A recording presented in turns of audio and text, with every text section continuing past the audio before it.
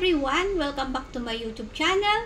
For today's video guys, gusto ko ulit i-share sa inyo ang video ito na napakahalaga at napaka-importante sa ating mga Pilipino. Ito guys ay ang 2025 Filipino Food Month nationwide kick-off celebration sa Lucena City, Quezon Province guys. Ito ang aming probinsyang Quezon.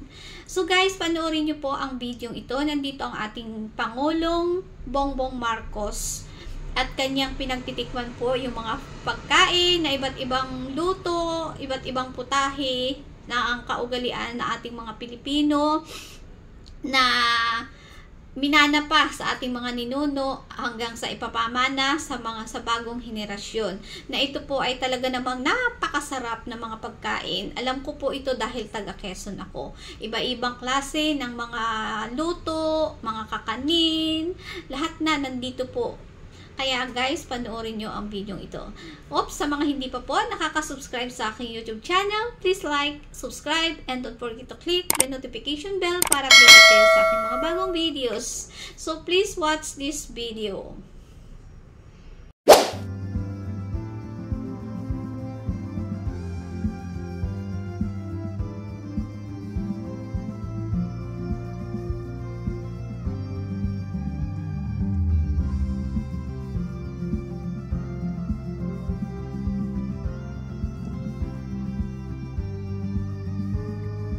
Ngayon po'y bumibisita ang ating Pangulo sa Marilu Rihana Food Products booth.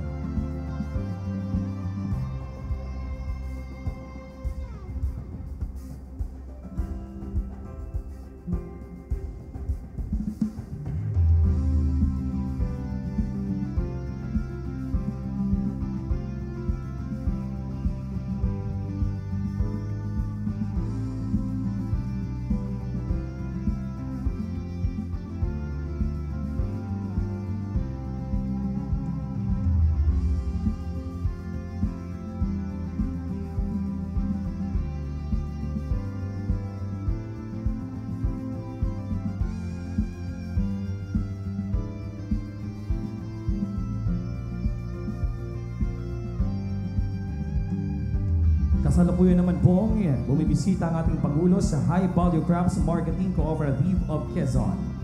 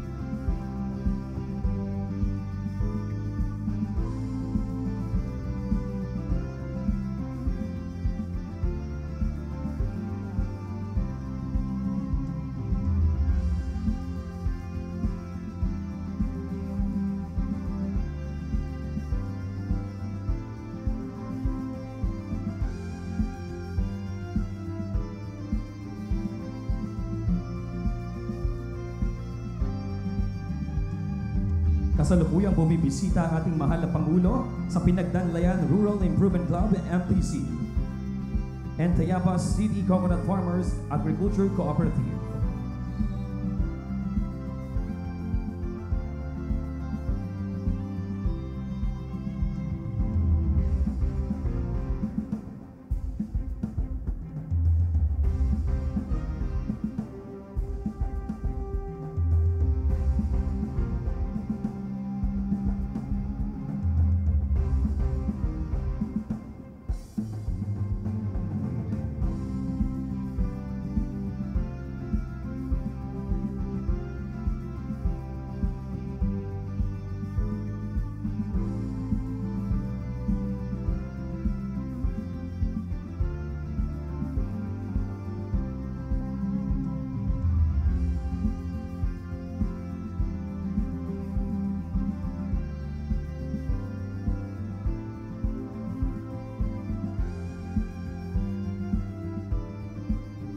Kasalukuyan pong binibisita ng mahal na Pangulo ang Lukban LGU booth.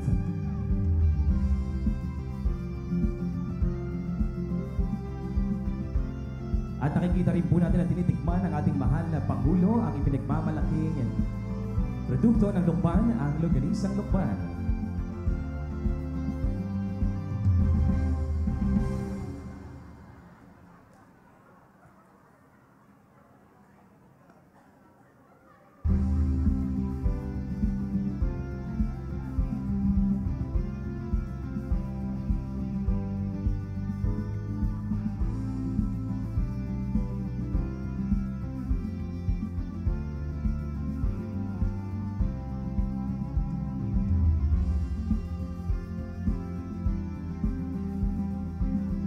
Kasalukuyan rin po bumibisita ang ating mahal na Pangulo sa Bukid Iluminada.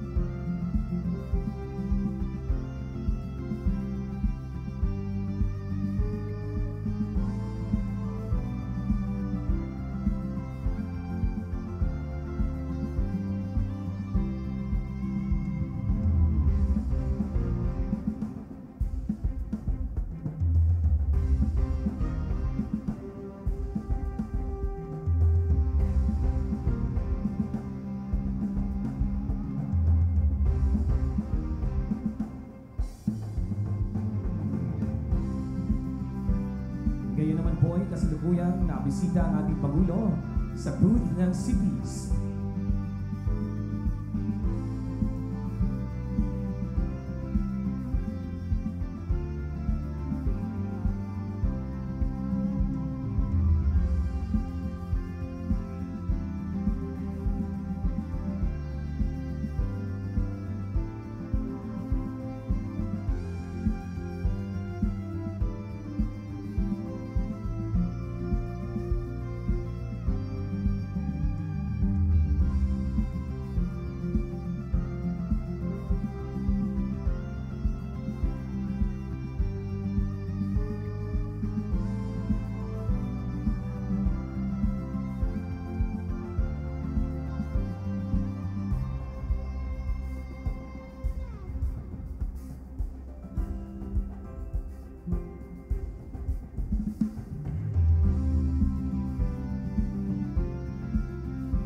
Kasalukuyan rin po bumibisita ang ating Pangulo sa booth ng Mertels.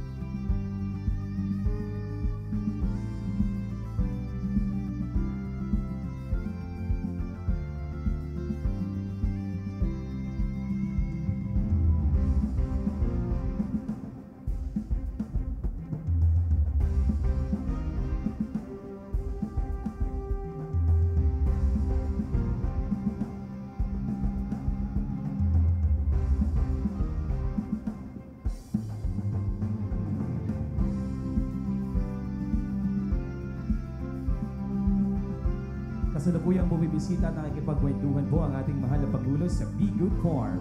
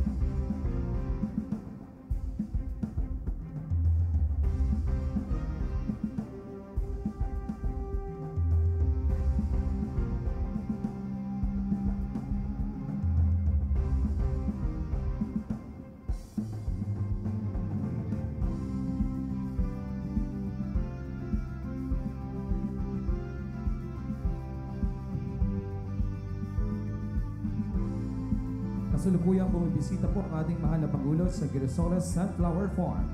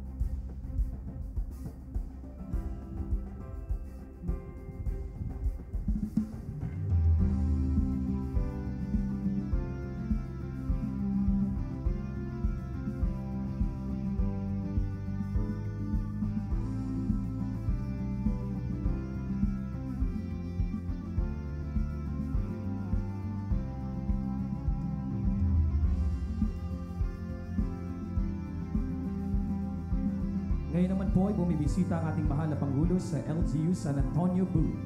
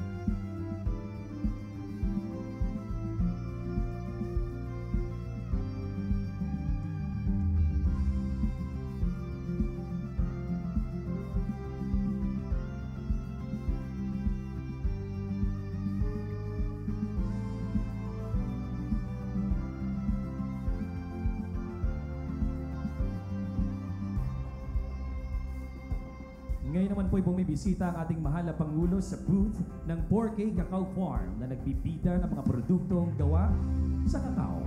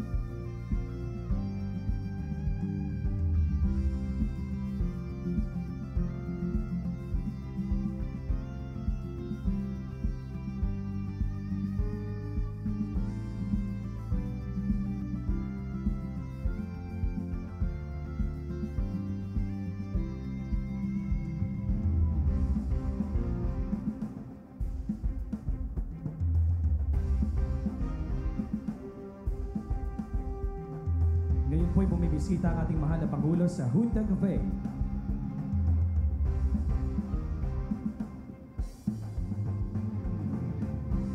Kung saan ay binibida ang pinagmamalaking niyubak o nilubak ng lalawigan ng Quezon. Natinikman ang ating mahal na Pangulo.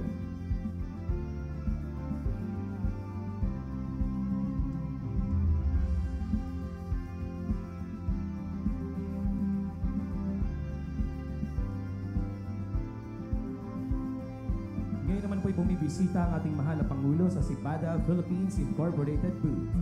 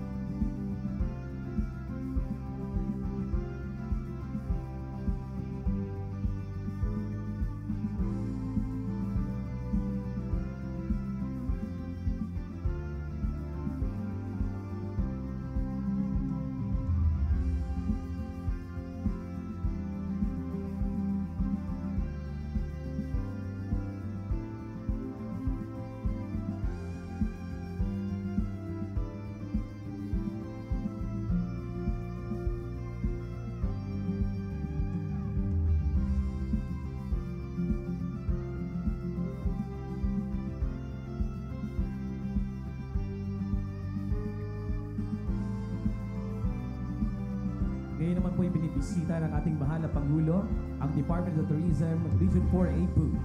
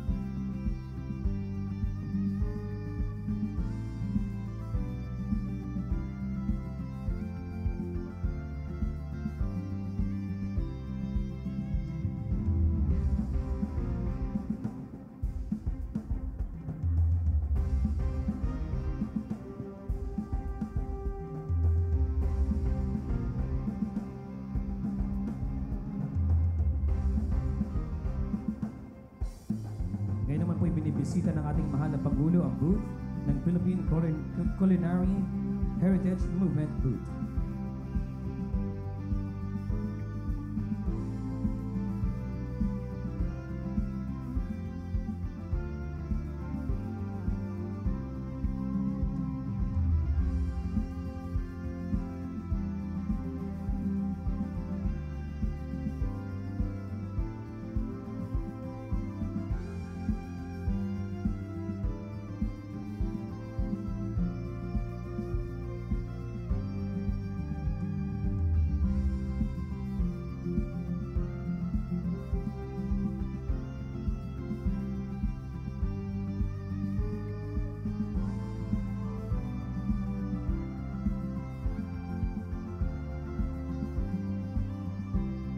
Ngayon naman po ibinibisita ng ating mahal na Pangulo ang booth ng National Commission for Culture and the Arts, ang paghuling booth.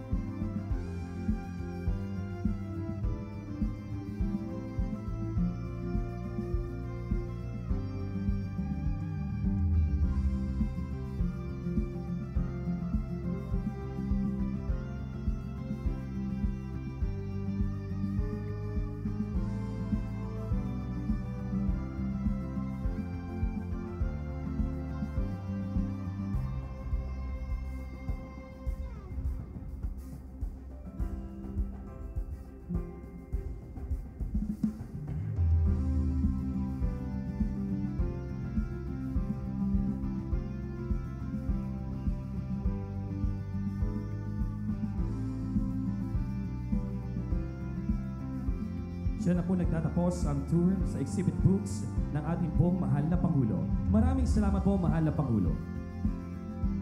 Muli, mga kababayan, ang Pangulo ng Republika ng Pilipinas, His Excellency Ferdinand R. Marcos Jr.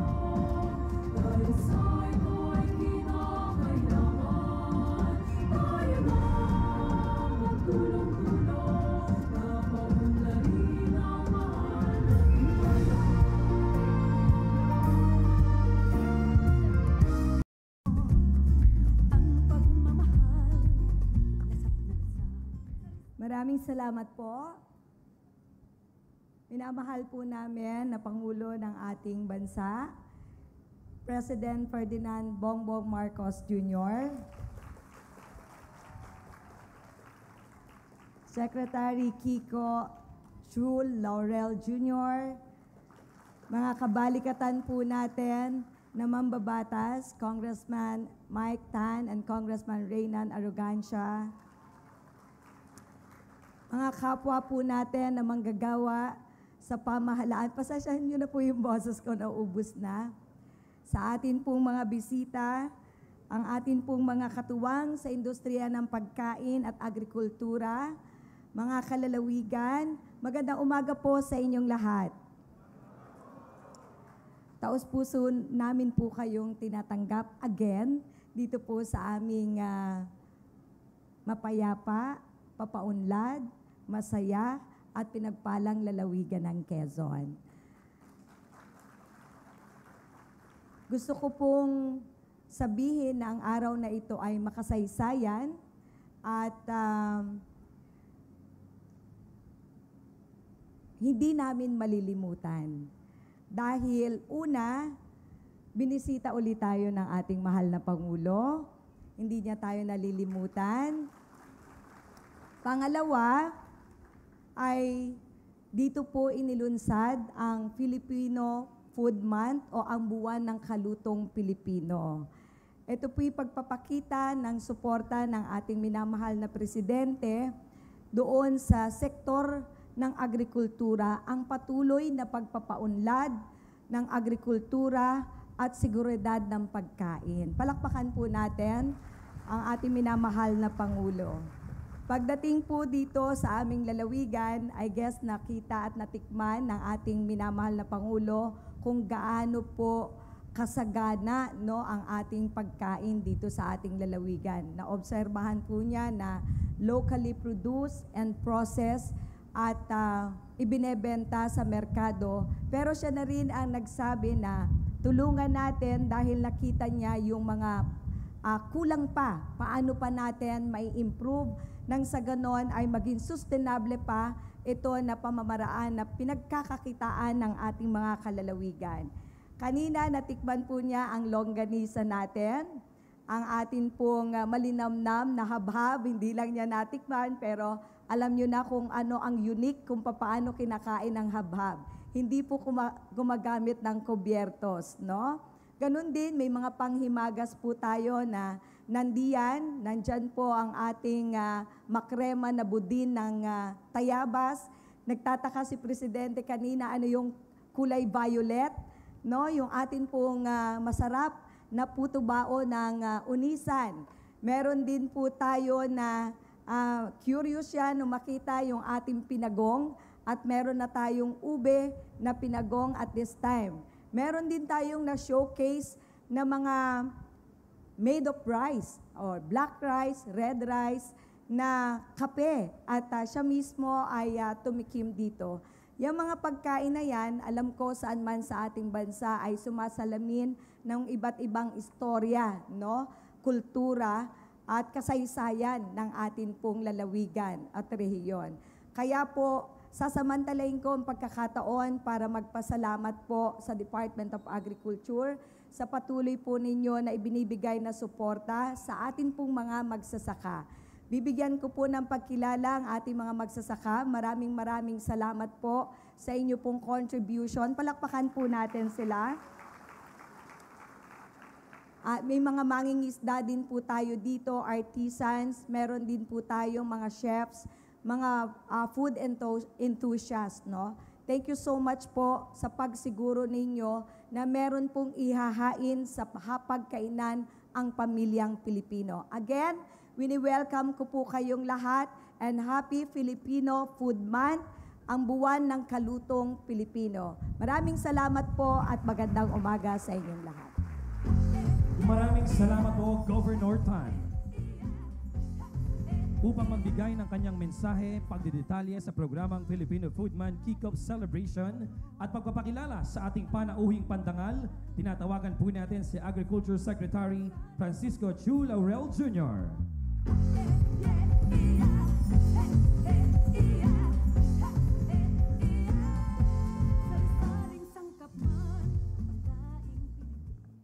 Sa ating mahal na Pangulong Ferdinand Bongbong Marcos Jr., sa mga kasamahan natin sa Department of Agriculture, Tourism, National Commission for Culture and Arts, Philippine Culinary Heritage Movement, and of course to Governor Helen Tan and to the mayors and other government officials here. Magandang araw po sa inyong lahat. Nabusog ho kami doon ni Presidente sa kakaikot at ang pagdiriwang na ito ay isang pagsaludo sa mga nagtataguyod ng Philippine culinary traditions bilang parte ng ating kasaysayan at pagkakailanlan bilang isang bansa, bilang isang lahi. Natutuwa po ako dahil dito sa Quezon ginanap ngayon ang ating selebrasyon. Hindi yun na itatanong, isa sa mga aking paboritong pagkain ay ang langgunisa ng Lokban. Masarap po talaga. Higit ang kanyang tanging lasa, ang mga alala na dala niya ang bumubusog sa ating kaluluwa. Tulad ng Quezon, may mga tanging pagkain na sumasailalim sa kultura at kasaysayan ng bawat lugar sa Pilipinas. Mga pagkain na nagmula sa sipag at pupunyagi ng ating mga magsasaka at mangingisda, pamana ng mga ninuno at isasalin sa ating mga susunod na henerasyon. Nawa ng pagdiriwang nito sa nitong buwan ng pagkain ng Pinoy ay maging isang pagpupugay din natin sa mga magsasaka at mangingisda na patuloy ng nagsusumiksa upang hatiran ng pagkain ng bawat hapag. Maraming salamat po at isulong po natin ang pagkaing Pinoy para sa saganang bagong Pilipinas. And now, mga binibini at ginoo, ang Pangulo ng Republika ng Pilipinas, His Excellency Ferdinand R. Marcos Jr.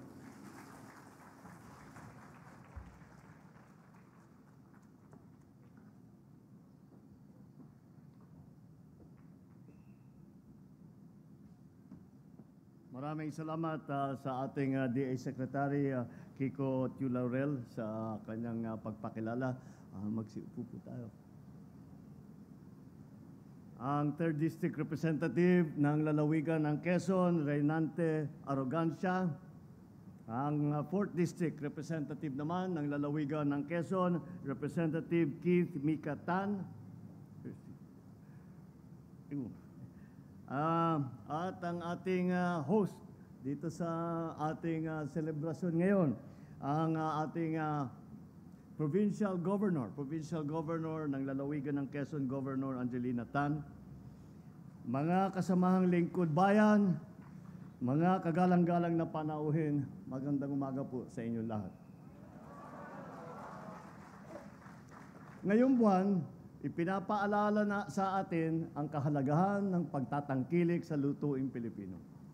Kaya ikinagagalak kong maging bahagi sa pagdiriwang na ito, isang paanyaya na muling bumalik sa ating mga kusina. Para sa atin, ito ay lugar kung saan inihahanda ang pagkain para sa ating mga mahal sa buhay. Sa pagdiriwang ng buwan ng kalutong Pilipino, ginugunita natin ang ating mga kusina bilang santuaryo ng ating kasaysayan, ng ating kultura at pagkatao bilang Pilipino. Isang karangalan ang makasama kayo sa kick-off celebration ng Buwan ng Kalutong Pilipino or Filipino Food Month, kung saan pinagdiriwang natin ang linanamnan ng ating mga putahe at ang lalim ng ating kakayahan bilang isang bayan. Ang lagi natin mga Pilipino, ang lagi natin sinasabi, kain na tayo, mangan tayon, mga unta. Iyan po ang madalas natin paanyaya sa isa't isa. Kung kaibigan man, kung malapit man, o kung hindi man natin nakilala pa. Para sa atin, ang pagkain ay ang wika ng ating puso. Ang simbolo ng ating pakikiisa at pagmamahal. Pero gaya rin ng mga pagmamahal, minsan nakakalito rin ang pagkain para sa ating mga Pilipino. Saan mo gustong kumain? Ang tanong. Madalas naman ang sagot dyan kahit saan. O kaya naman, anong gusto mong kainin? Kaya ang sagot na naman doon, kahit ano. Nakakalito man, malinaw ang isang bagay. Ang pagmamahal natin sa pagkain Pilipino at mga kasalo sa pagkain nito. Kaya nga, kahit payak lang ang ating mga tahanan o sapat lang ang nasa ating mga hapag, handa pa rin tayong magsabi, tara na, kain na tayo. Mahalaga ang lahat ng ito sa ating isinusulong na tinatawag na experiential tourism. Ano ibig sabihin yan? Ang nauso ngayon sa pag-tourist, ayaw naman ng turista na pumunta lang sa ilang lugar, uupo lang sa tabi ng dagat, magbabasa ng libro, walang ginagawa. Ngayon, ang gusto ng mga turista, meron silang nakikita, meron silang nararanasan na masayang ginagawa at napakalaking halaga na ipakilala natin ang pagkaing Pilipino. Dahil kapag nakakain na ang isang dayuhan ng masarap, kahit anuman na klaseng Filipino food, basta't natikman na niya, malaki na ang kanyang pag-unawa sa kultura ng Pilipino. Kaya naman, sa bawat paglalakbay natin sa mga rehiyon ng Pilipinas, natutuklasan po natin ang tiyaga at husay ng Pinoy sa pagluluto. Naniniwala po ako sa kasabihan na ang pagkain ay ang pinakamabilis na paraan upang pahalagahan ang ating kultura. Bilang tubong Ilocano, hindi ko naman malimutan ang lasa ng dinengdeng na inihanda ng aking pamilya.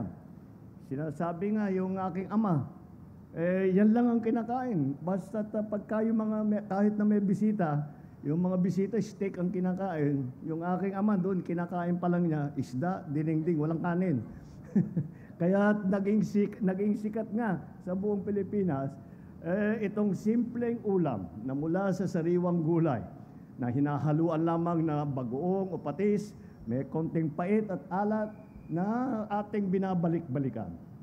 Meron na, dadagdagan pa, pag piyesta, lalagyan pa natin ng bagnet na malutong sa labas, na malambot sa loob. Sinasabayan pa ito ng kamatis at lasuna, tutugma sa tamis at alat na swak na panlasa ng mga Ilocano.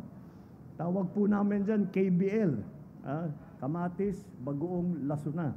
Yun po ang para hindi po masyadong nakakaumay yung taba. Lalagyan po natin ng konting kasabay. Subalit hindi lamang Ilocos naman ay hindi ang may hatid na yaman sa ating panlasa. Sa Pampanga, natikman natin lahat ang sisig. Mula sa tira-tirang bahagi ng baboy, nakagawa ang ating mga kabalin ng isang obra na naging pambansang paborito. Dadagdag ko dyan, hindi lang pambansang paborito. Sumikat na ang sisig. At kung ano-ano, kung saan-saan sa Amerika, lalo. Yung mga Amerikano, alam na nila yung sisig. Paboritong-paborito na nila. Kaya makikita natin ang pagkain Pilipino, kahit sa mo dalhin. Kung tayo ba ay nasasarapan, kung dadali mo kahit saan lugar, ang dami naman Pilipino, pinapakilala nila ang pagkain Pilipino, laging napakapopular ng ating kinakain. Sa Bicol naman, hinahangaan ko ang laing na may konting tamis mula sa gata at anghang mula naman sa siling labuyo. Sa Cebu, alam na sumikat ang Cebu. Paano mo malilimutan ang luto at lasa ng lechon? Sa linamnam nito, hindi kailangan ng sausawan. Sa Mindanao naman, ipinagmamalaki ng pianggang manok ng mga tausog. Meron din silang yung tinuyang itom na ipinapakain na galing sa nakahalata na inyo, mahilig ako kumain. Ang dami kong alam tungkol sa pagkain.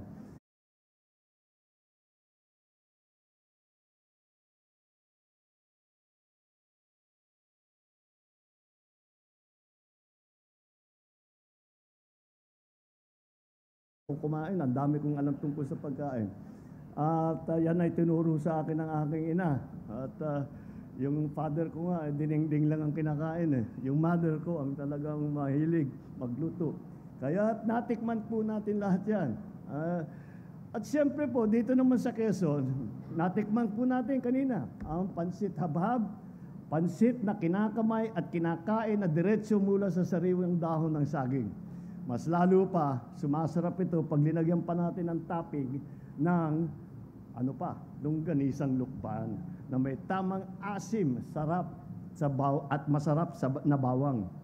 Mga kababayan, sa pamamagitan ng ating mga pagkain, matutuklasan natin ang ating pagka-Pilipino. Malikhain, matatag at may malasakit sa kapwa. Malikhain. Dahil nagagawa nating putahe ang mga pangkaraniwang sangkap. Matatag. Dahil kahit sa panahon ng mga kakulangan, nagagawa pa rin nating ipagdiriwang ang kahit kaunting pagkain. May malasakit sa kapwa dahil sa tuwing may salo-salo, lagi nating naaalalang magdala ng pagkain sa ating kapitbahay. Sa buwan na ito, huwag din po natin kalimutan na sa bawat na masarap na putahe ay may mga kamay na nagtsatsaga upang tayo ay may maihain sa ating mga mesa. Sila ang ating mga magsasaka, ang ating mga mangingisda, ang ating manggagawa sa industriya ng pagkain. Maging ang ating paboritong kusinero sa karinderya ay ating purihin at pasalamatan. Ang bawat ulam na kanilang hinahanda ay may katumbas na sipag at tiyaga. Kaya naman, ang pamahalaan ay patuloy na gumagawa ng mga hakbang upang masiguro na may sapat at murang pagkain para sa bawat Pilipino. Bilang tugon, inilunsad natin ang iba't ibang programa upang mapababa ang presyo ng pagkain at maparami ang produksyon nito. Kabilang dito, ang Kadiwa, ang 29 peso program at saka yung Rice for All, ang pagtatakda ng maximum suggested retail price sa baboy, at ang paglalaan ng pondo para sa programang mga pang-agrikultura upang matiyak natin na ang ating nilalagay sa hapag ay masustansya at abot kaya. Sa ganitong paraan, ang mura at dekalidad na pagkain Pilipino ay mabibigay lakas sa ating katawan na pagpapayaman pa sa kultura natin at pagkakakilanlan. Kaya, tara na, ating ipagdiwang ang pagkain Pilipino. Ipamana natin ito sa susunod na henerasyon. Panatilihin natin ang ating mga tradisyon habang tayo ay naglalakbay patungo sa isang bukas na may mas masaganang bagong Pilipinas. Maraming salamat po. Mabuhay ang pagkain Pilipino. Tara, kain na. Mabuhay ang bagong Pilipinas.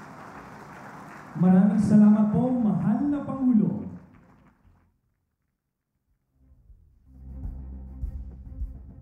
Sa puntong ito, hinihiling po natin sa ating mahal na Pangulo ang photo opportunity. Tinatawag po namin ang DA officials at miyembro ng FFM Steering Committee. Maaari na po kayong umakyat sa stage.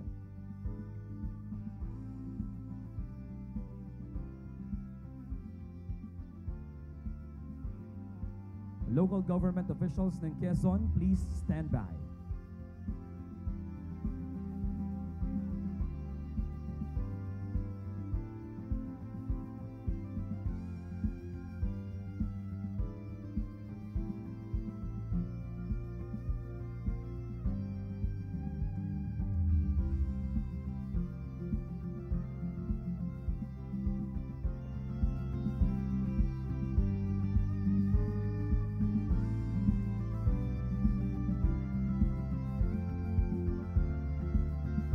Salamat po. Please exit to your right. Local government officials ng Quezon, maaari na po tayong umakyat sa stage.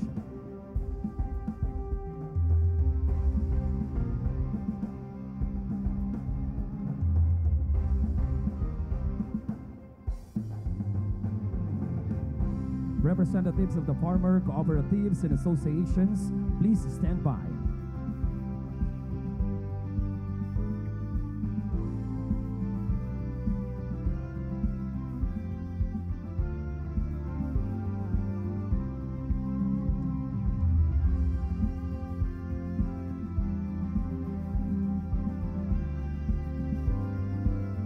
Maraming salamat po. Please exit to your right. Finally, representatives of the farmer cooperatives and associations, please come on stage.